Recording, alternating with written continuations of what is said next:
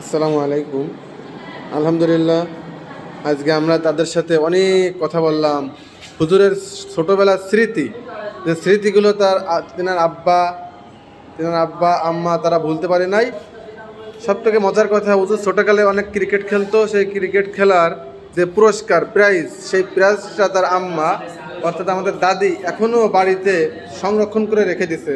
দেখেন কি মুহাব্বত সন্তানের প্রতি, কি ভালোবাসা।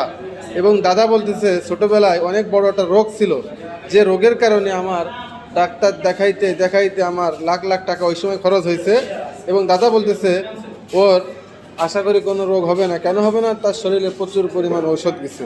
সুতরাং মুফতি হুজুর, তার আম্মা, তার আব্বা, এনাদের সঙ্গে যোগাযোগ করার জন্য, হুজুরের সঙ্গে যোগাযোগ করার জন্য, এবং আমাদের দাদা এবং দাদিকে আল্লাহ সঠিক বুঝদান করুক, সবাই সেই দোয়া।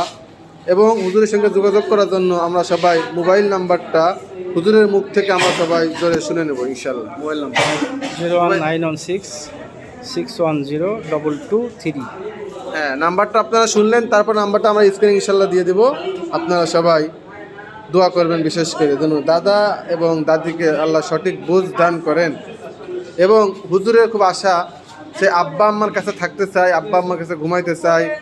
ছোটোবেলায় যেমন আব্বা আম্মার কাছে ঘুমাইতো, হুজুরের এখনও খুব আশা, এখনও ইচ্ছা, হ্যাঁ, যে সে এখন তার আব্বা আম্মাকে নিয়ে একসাথে থাকতে চায়। যেখানে হোক তার আব্বা আম্মাকে নিয়ে সে এক জায়গায় থাকতে চায়, যেন আল্লাহ হুজুরের আশা পূরণ করে।